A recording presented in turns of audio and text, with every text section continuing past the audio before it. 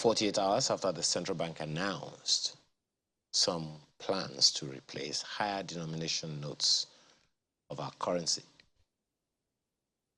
Information has it that the Naira fell on the official market, where it touched a record 442.62 Naira to the dollar before regaining some lost ground.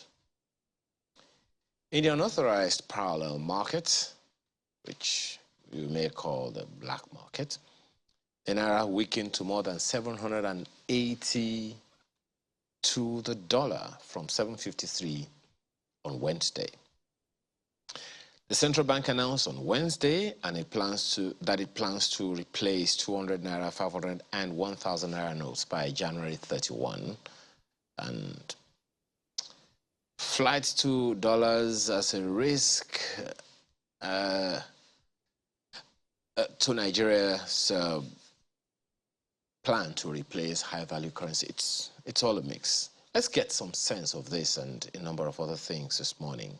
Perhaps also in the same conundrum, the back and forth between the two officials of government in charge of finance or currency management or monitoring in the country. Joining us this morning are Tope Fashua, an economist and former presidential candidate, who joins us from our studio in Abuja. Thank you so much for joining us this morning, Dr. Fashua, as well as Johnson Chukwu, who is MD of Cowrie Asset Management Company. He joins us virtually. Thank you also for joining us this morning. Thank you, Aya, for having me. Good morning. Let me begin with you. I have a tough question to ask Dr. Fashua, but let me begin with you, Dr. Chukwu. So this is out. The information is out that this is what the central bank wants to do, plans to do, approved by the president. If they're going to print 3.3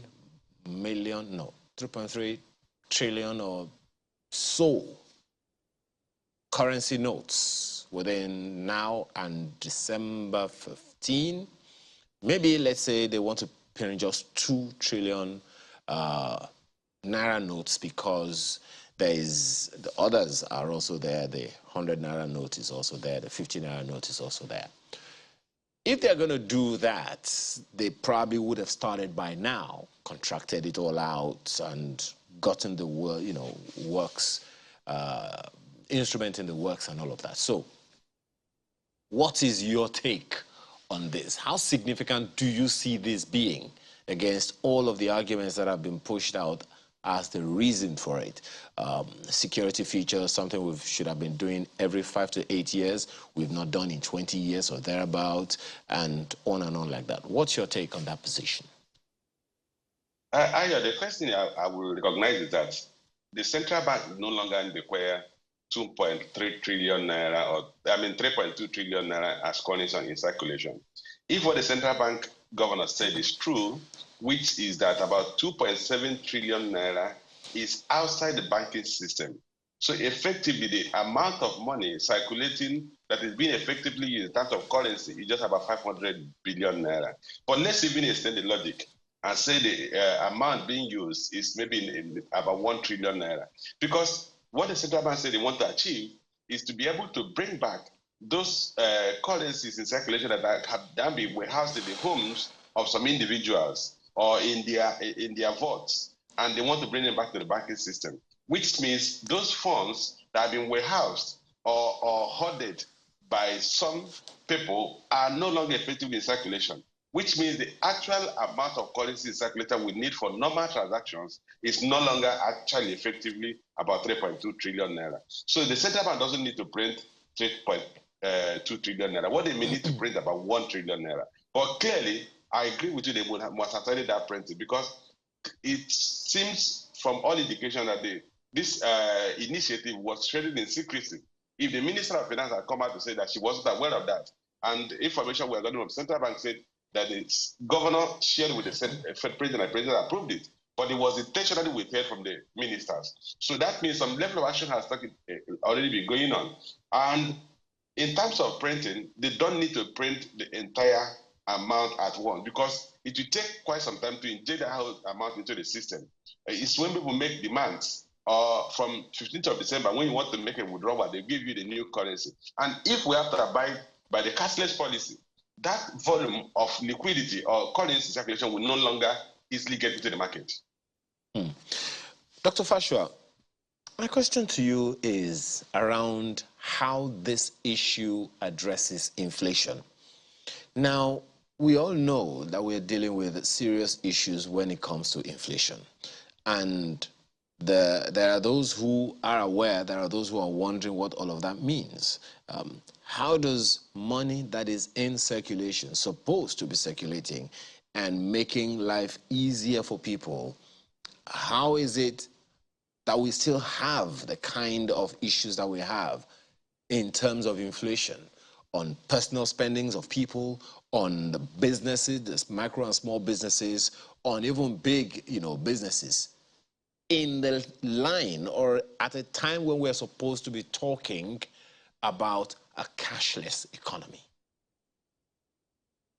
Right. Thank you, Ayo. And you can see that the central bank has done quite a few things to make us cashless in Nigeria. All the initiatives are still running, limits on deposit, limits on withdrawal of cash. And then, of course, Nigeria has actually gone pretty far. In most of our villages, you see all those POS people making life a bit easier for people. But of course, there'll be resistance. Part of the, like Dr. Johnson said, Dr. Chukwu, part of the idea, is that the central bank reserves the right to manage currencies. And they hadn't done this in a while. In fact, the people should be actually asking why they hadn't done what they needed to do, because in time, every currency can get compromised. So if you let it go for too long, those who are experts at forging currencies and counterfeiting and so on, they get smarter.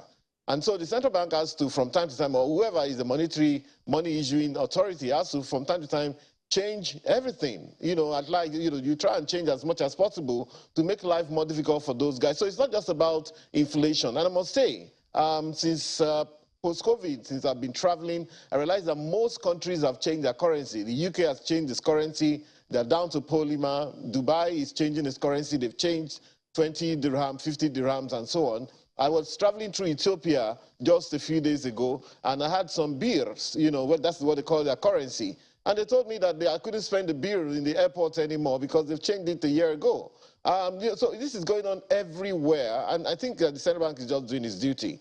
Yeah, of course, the idea also, not only from the security counterfeiting perspective, but also from the inflation perspective. Of course, inflation is a monetary phenomenon, so the more money you have in circulation, the higher the inflation. So the central bank is thinking, okay, if we can limit the amount of money in circulation to the amount that actually is about productivity.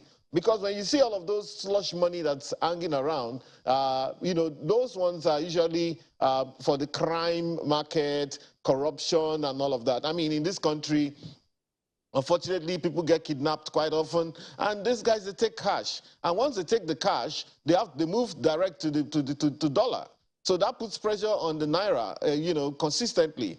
And the Naira cash must also continue to float around so that they can get another set of money to pay and then take again to buy dollar and so on, apart from, let's say, corrupt civil servants and co. I mean, we've seen instances in this country where people bury money in soakaways, in overhead tanks. Sometimes the money goes to waste. There's instances where people leave money and then it gums together because they didn't access it, they didn't put air conditioning in where those monies are. So anyhow, the central bank figured that this is a good time for them to rein in some of those scenarios and to know, so that they can also do better planning if you know the exact or near exact amount of money in circulation. I must also tell you now that currency technology has also improved.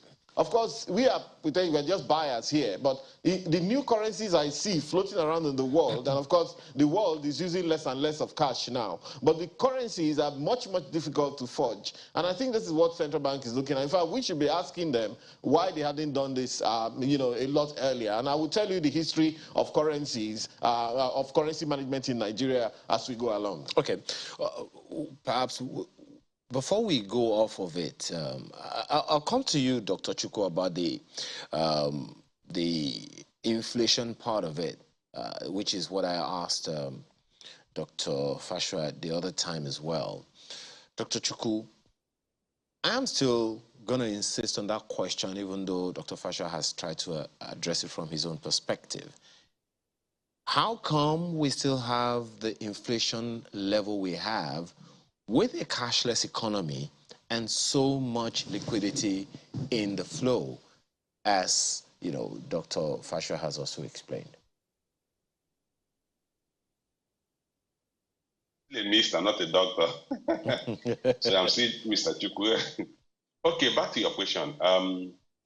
The issue about inflation is inflation defines simply that when so much money is pursuing few goods, when there is liquidity that is not backed by productivity, which I think Chukwu had mentioned, when you have people being paid and there is no productive activity which they actually affected, they are not being paid for services rendered or product delivered, then that is excess. That becomes what we call liquidity suffix. So it becomes that those people can spend that money anyhow and they can buy goods at any price. So you have pressure from those who have free liquidity, free cash. And when you have free cash and you're not producing anything, it simply means you've been rewarded. You collected a rent, economic rent, and likely you bid up the price of goods and services because there was no additional increase in price of, volume of goods and services within that economy. That's part of what they call a liquidity pressure. So, but beyond the fact that there's a lot of liquidity, currency outside the banking system, the liquidity pressure we're having today is also partly driven by the fact that there's a lot of ways and means funded by the central bank. And we must not, because if you look at the amount of ways and means funded by the central bank, it is multiple of the amount of money that we're saying is outside, outside the banking system. So the pressure we're having is not largely, cannot be sufficiently attributed to the currency outside banking system. It is more of the central bank funding of the federal government budget by ways and means. So we must separate those two.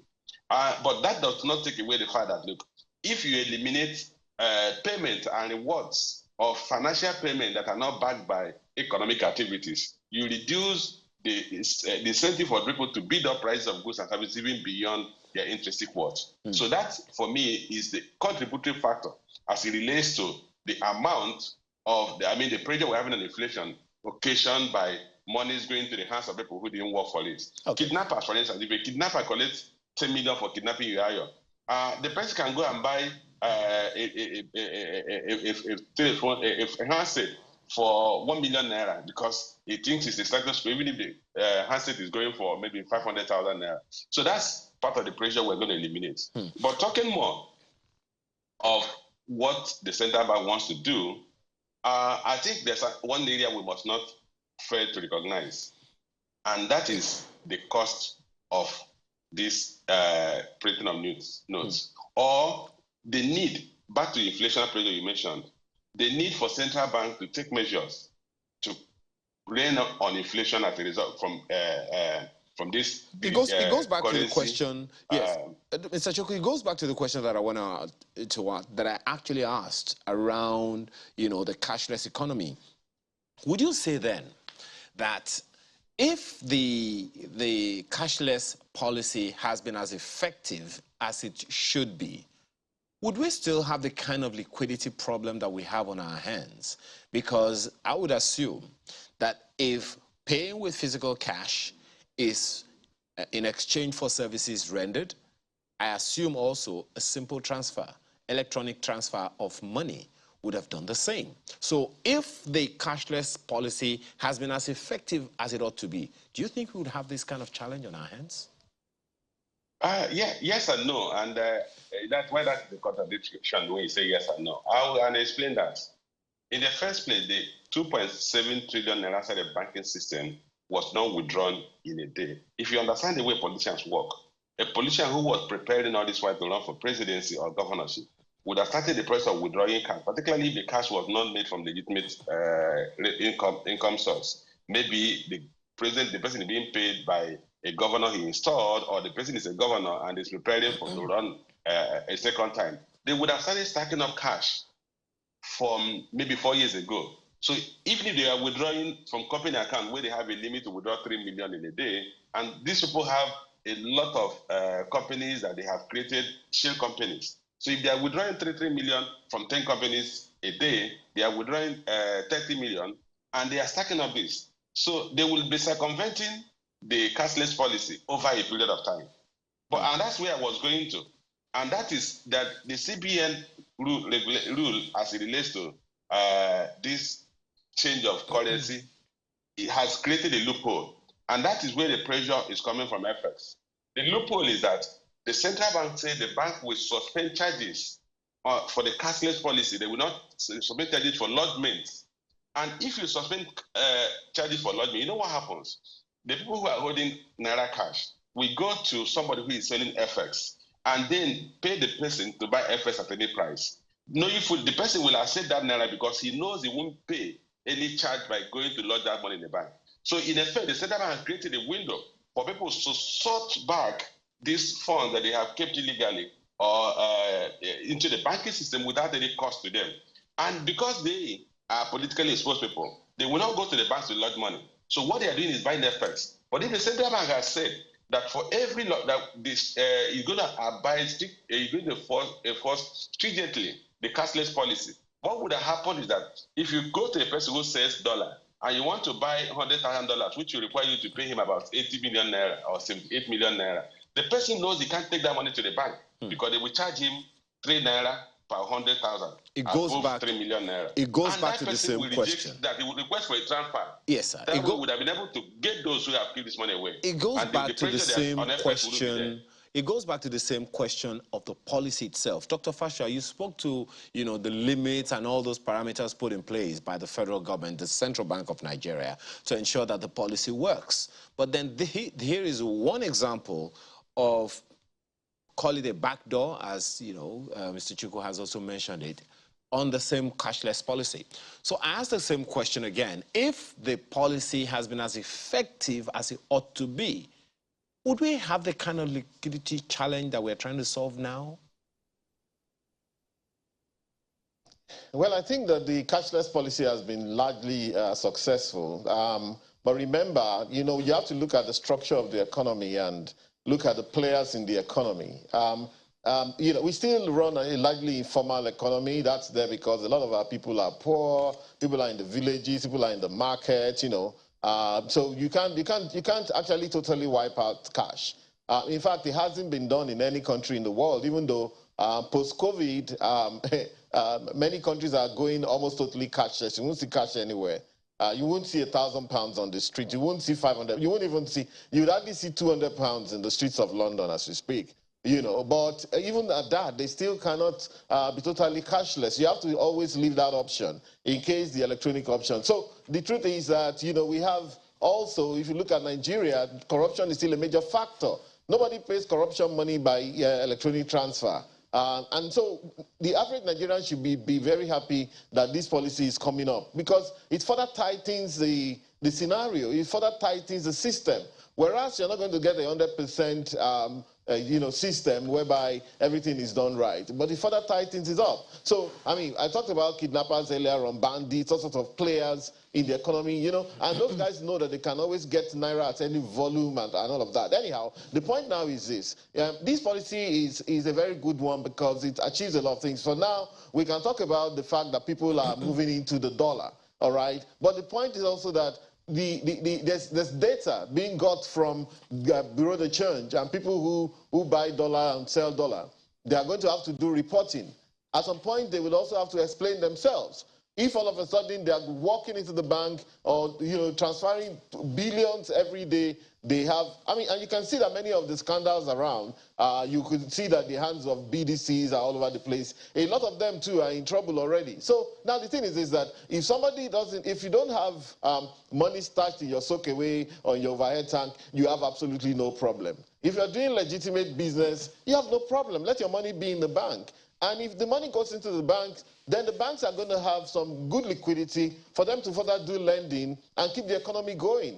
So we're going to probably see, the momentary spike in dollar to naira rates in the black market. Eventually, if this policy is done right, we would even stop monitoring the black market. There's stuff that we'll do, this is about the naira, there's stuff that the central bank can do with the dollar as well, that this idea whereby black market becomes the main rate that we're quoting on the street. It's called black market for a reason. It's a dark market. It's an underground market. People should be a bit, not only ashamed, they should be afraid of saying that they've gone to the black market. Newspapers should not be giving us reports on the black market. Neither should TV stations be telling us reports about the black market. There's black market everywhere in the world. There's the underground market and the underworld market everywhere in the world, including the United States and everywhere. But you'd never have mainstream media reporting on those. So that's where we're heading to. So this is just one step. And I think that the central bank has done well in managing the information up to now. And people have about maybe 90 days to do the right thing and all of that. And we already have enough infrastructure as a result of the financial innovation, e-banking, different kind of banking licenses, payment service bank, all of those things now, already all over Nigeria. And I must quickly say this. Because that is all over Nigeria, people cannot say that the villagers have been disenfranchised, the villagers have money, they cannot take it to the bank and so on. The villagers can take money to POS, POS can change money for them and all of that, no matter where they are in this country. And of course, banks are still looking for money, so it's just all well and good. And I must let you know that the central bank is only doing its duty. The history of currency management in Nigeria. In 1959, we had the Nigerian pound under the Federation of Nigeria. In 1963, that currency was changed to a currency, the Nigerian pound, which is under the Federal Republic of Nigeria, because it became a republic. And in 1968, it was changed again during the Civil War, okay, because there was some abuse of currency. They changed the currency. In 1973, again, they changed the currency to the Naira, okay? So from the pound, we moved to the Naira. In 1977, they created the 20 Naira Muritala, and then they introduced also in 1978 1 Naira, 5 Naira, and 10 Naira notes and changed the color. Then Buhari came in 1984 and changed all the currency. All right, and that continued like that in 1984. By 1991, we introduced the 50 Naira, and we decided to coin the 1 Naira, and the 50 kobo were coined in 1991, all right? So by 1999, we introduced the 100 Naira. 2000, we introduced the 200 Naira. 2005, we introduced the 1,000 Naira, okay? And 2002, we introduced the 500 Naira, and so on. So, but since 2005, we haven't done anything significant on the currency, meaning that anybody can run wild. Only in 2014, they did a commemorative 100 Naira and so on, just to mark when Nigeria turned 100 years since 1914. So there's no country that should not. The central bank should be allowed to do its work. In no country that doesn't change its currency from time to time. And it's not a subject for so much speculation. All of the countries that I mentioned earlier changed their currency. We didn't hear social media going. But I think, because the social media now, everybody has a voice, so everybody becomes a heckler. And even the central bank cannot do its work as it should. So the idea of changing currency is from a security perspective, counterfeiting perspective, inflation management perspective, and so on and so forth. And one policy can have several effects. And this is even the best instrument against crime in this country, kidnapping and all of that, is actually through finance. Follow the money. And how best can you follow the money than doing something like this, ensuring you bring back money into the central bank control, you can plan your monetary policy better, and the NFIU, EFCC, all of those guys can go after those transactions. And I tell you what, we can actually get out of our problem. Nigerians should be sure that we really want to get our problem solved, not just to have a government that we can complain against all the time. There's also the issue of the timeliness of it, or the timing of the policy, Dr. Fashua. There are those who have pointed to the fact that, hey, this is happening a few weeks to the elections, and that it will take active effect by the end of the first month of the year, just about 2 weeks to the general elections. What's your reaction to that? Absolutely. Number one, for me, I have absolutely no problem about that.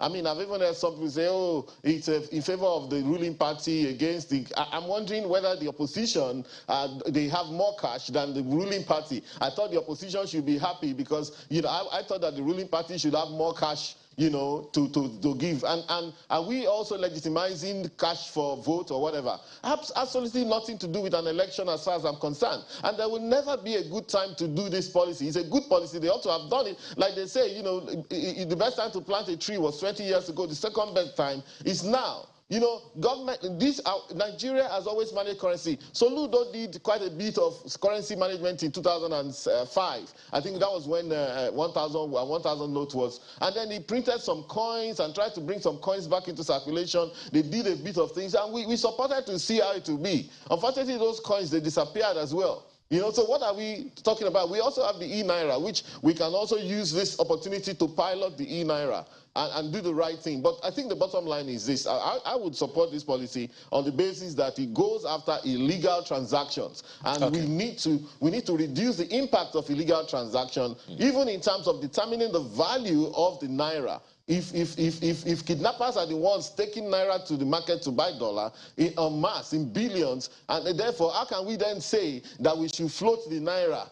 When you float the Naira, but the people who are driving the market are illegal people, corrupt politicians, corrupt civil servants, and so on, taking money into the market to buy dollar, then we're in trouble. So I, for one thing, it doesn't have much to do with the election. It's going to be a gradual, the January 31 is just the deadline to say, if you haven't taken your money, by then, you are likely going to lose that money, because after that, it's just like the pound, the 50 pound and the 20 pound, they had September 30th was the deadline. And so if you have any 50 pound or 20 pound old money, or, you know, in your whatever, you can't change it anymore. You can't. That's the thing, except by maybe special arrangement. I don't know, but they have said you can't change it. I went to UK, I had some old £1 coin some 6 months ago. And by the time I thought that they had changed it, and they refused to collect the money from me, the £1 coin. So even a coin can be. So I don't think it has anything to do with election. I think people, most people, and especially those poor people we talk about, those people in the market, in the villages, they are legitimate people. Their little money they have is legitimately hard, whether by trading or by agriculture. Those ones don't have a problem. We should not use them as an excuse to try and truncate a good policy. Those ones have no problem to take their money to the bank. If you give them 1 month, they will do it if they have to do it. You know, it's just to exchange it, you know. So I think that we shouldn't truncate such a good policy. Well, I don't think this is an effort to truncate. I think it's just an effort to help people understand better what the whole policy is about, because there are those who are still wondering, is this what we should be talking about now? So, well, back to you, Mr. Chukwu. The timing of the policy is something a number of people have complained about, being so close to general elections. What exactly is the game plan here and all of that? Do you have any concerns about that as well? Well, I don't have concerns. I rather support the idea that the terminal date for the use of the old currency is 31st of March, 31st of January 2023. One of the things that Central Bank Governor said is that among the reasons for the change of the currency is that they want to forestall or frustrate criminal activities. Criminal activities include kidnapping. I mean, those who got money, process of kidnapping, those who are involved in drugs, and other criminal activities, including, if I may add, vote buying. We know that it has become a trend, a consistent trend within our political space, that on election day, people go with stacks of Naira notes and buy votes. And like I said, if you're talking about 2.7 trillion Naira outside the banking system in circulation, then clearly those monies are not kept by the peasants. They are not kept by ordinary traders, because ordinary traders, most traders you know that are involved in commodity, they are doing significant part of their transactions through electronic payment systems. I mean, I have a trading business, and I can tell you that business, 99.9% of our proceeds are gotten through the electronic payment system. So the average trader does not need to stack up cash in his house. The people who obviously have stacked up this cash in their homes are the politicians in preparation to buy votes. So if the policy has been designed to frustrate that criminal acts or criminal activities, for me, it's something who ought to be applauded. And I think that by defining that January 31st deadline, the central bank must have taken into cognizance that this measure will frustrate the need or the availability of currencies for vote buying, and therefore would obviously give us some level of reasonably clean and distant election in 2023. So for me, I think that may have been taken into cognizance in defining the 31st of January, which, like I said, for me, it is something we should need to applaud. And because if we set out to say, look, we want to change our currency to frustrate criminal activities, vote buying is one of those criminal activities that are frustrating the development of the country. Well, Dr. Fashua, I'll come back to you on this one. So we had a conversation in the course of the week, and one of our guests said something that many people may not be aware of, and I'm pretty sure that both of you gentlemen are aware of this. The person said, whether we like it or not, the Naira is a major trading currency in West Africa. Consequently, any action that Nigeria takes about her currency is going to have that domino effect on the currencies of a good number of other economies in the West African sub-region. What's your take on that? Well, it is true that Naira is significant. You know, you can still go to Ghana, for example, today, and at the airport, they'll take your Naira. And I think that's very remarkable, even in Cameroon, in Benin Republic, in parts of Niger, and so on. You know, so around that region, up to Cote d'Ivoire, yeah. So, but I don't see just mere exchange of currency. Everybody is aware. So the news goes fast. And remember that we live in this digital age, this GSM age, and information is quicker now. So it's not 1984. When they changed currency, you know, and so on. It was much more difficult to get news around. So things are a lot quicker to be done these days, you know. So that's it. I don't see absolutely any problem with that. However, I don't also see it affecting trade per se.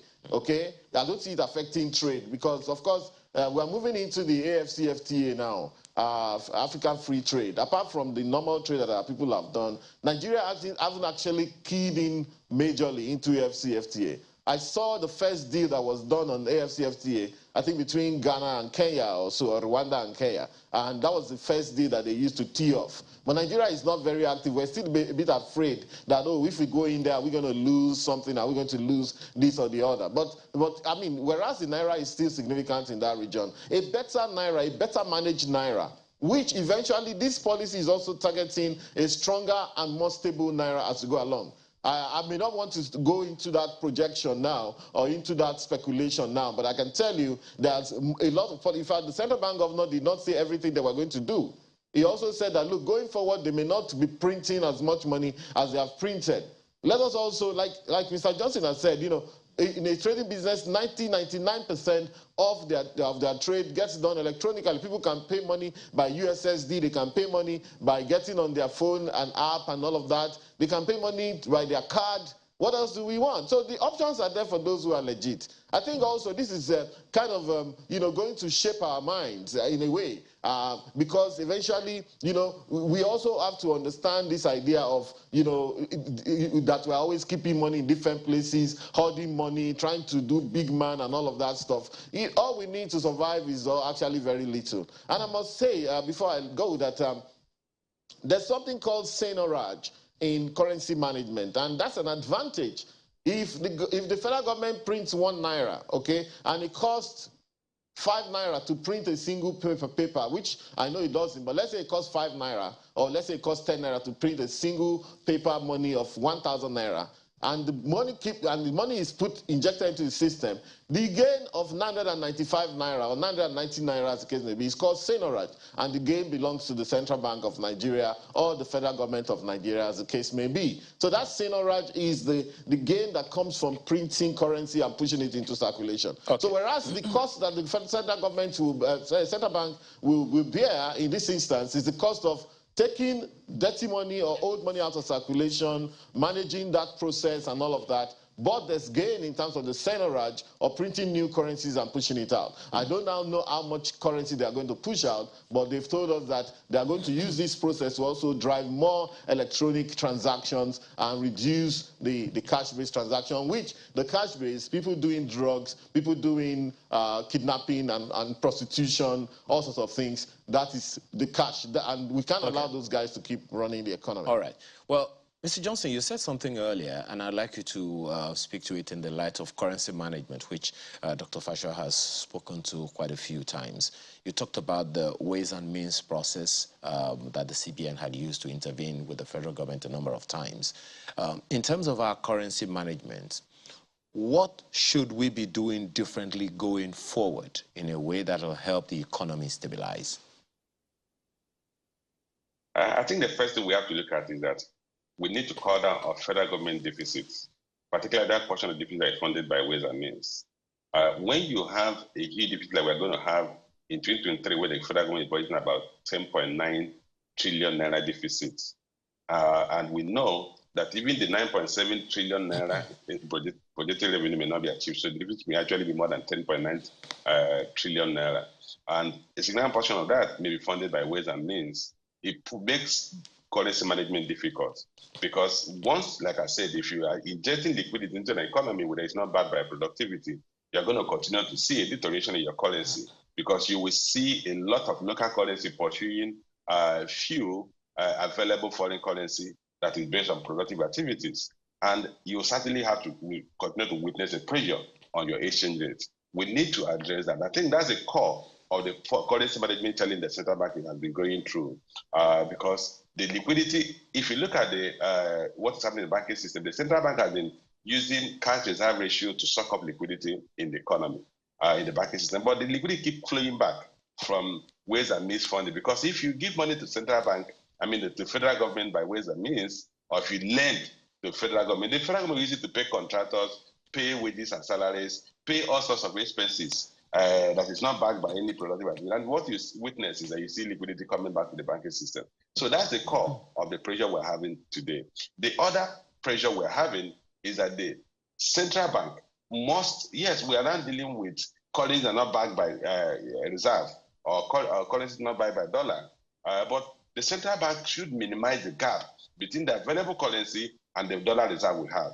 If you can index the value of the volume of currency in circulation to the value of our foreign reserve, you are going to be able to maintain some level of stability in the exchange rate. And we shouldn't forget the primary purpose of the central bank is to maintain price stability. And those price stability in terms of inflation rate, exchange rate, and price of money, which is interest rate. So if the central bank can be able to limit, now that it has the opportunity to redesign the Naira, it must make sure that the currency that we printed will be indexed to the reserve we have so that we will manage the current pressures we're having on our exchange rate. Dr. Fasher, you talked about currency management earlier, but I'd like you to speak to what we should be doing better going forward so the economy can be stable or progressively stable. Well, let me say this way. There's what is called shock therapy, okay? If you look at, when we talk about stability, it brings up the issue of Naira to dollar exchange rate and all of that.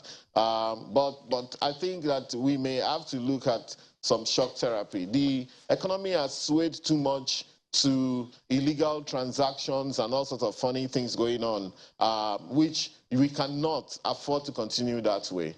So you ask me, I say, look, why must every Dick, Tom, and Harry have a dumb account in Nigeria? Why do school teachers, vulcanizers, area boys, everybody has a dumb account in this country? And what to call a dumb account? You have a foreign currency account. That means that at every point in time, you can move against your own currency and speculate against your own currency. I think that if the central bank wants to do the right thing, the next thing is to make a rule and a law. And the truth is this, it is not those small people I mentioned that are most affected. It's not even their business.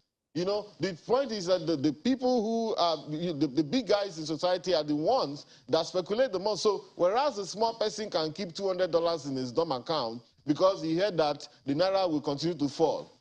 However, it is by taking that action that the Naira falls, because you have speculated against the Naira. And I keep talking about the self-fulfilling prophecy, which is the second stage, what they call the second generation currency crisis. When people say that their currency will fall, by saying it and being rife about it, people will move against the currency. And you may not be able to blame the people. But the ease at which people move against their currency in this country is too much. It should not be that easy. If you were a financial markets person, for example, I can understand if you are taking such a position. If you are an American, it doesn't come up that you will go and keep a pound account. Why do you need a pound account?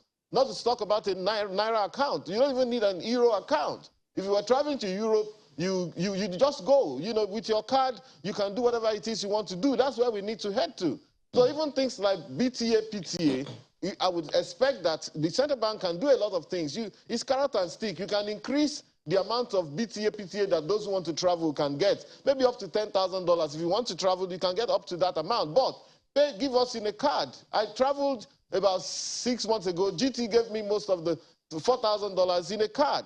They only gave $500 in cash. But I traveled another 3 months later, and I got full cash. It is that full cash that puts everybody under pressure. If you were traveling and you know that you just want to spend money on your hotel and all of that, they can put money in a card for you. And so there's opportunity now for central banks to also incentivize the Naira and incentivize the people by increasing some of those limits. But the black market must actually be outlawed and be properly black, so that anybody going there knows that you're doing an illegal transaction, and whatever you see is what you get. Number one. Number two, personal DOM accounts are mostly unnecessary. Only companies that are doing international trade transactions or financial markets companies should be able to hold a DOM account because they have a reason to. If you're an exporter and you have export proceeds coming in, you can have DOM accounts. Okay. If you're an importer and you need to pay your customers once in a while, you can have a DOM account as a company. But if every dictionary can speculate against their own currency in a country that's meant to be developing, you will never get it out of, all sorts of crises that we are always wading through crises in Nigeria. So there are so many options open to the central bank. However, like it is said, follow the money. Finance is a potent weapon, even against some of the crimes that we see in society, even against kidnapping and all of that. Okay. Finance, follow the money, and you can tackle most of these people, using Nigeria as a playground for all sorts of things. Thank you, Dr. Fashua. There are those who would argue, however, that, look, if I want my mental state to be stable, I want to be sure that the value of money I have is still as it is. But that's a conversation for another time altogether. Dr. Tokwe Fashua is an economist, as well as Mr. Johnson Chukwu, who is MD, Cowrie Asset Management Company, and definitely an economist as well. Gentlemen, thank you so much for being a part of our conversation this morning.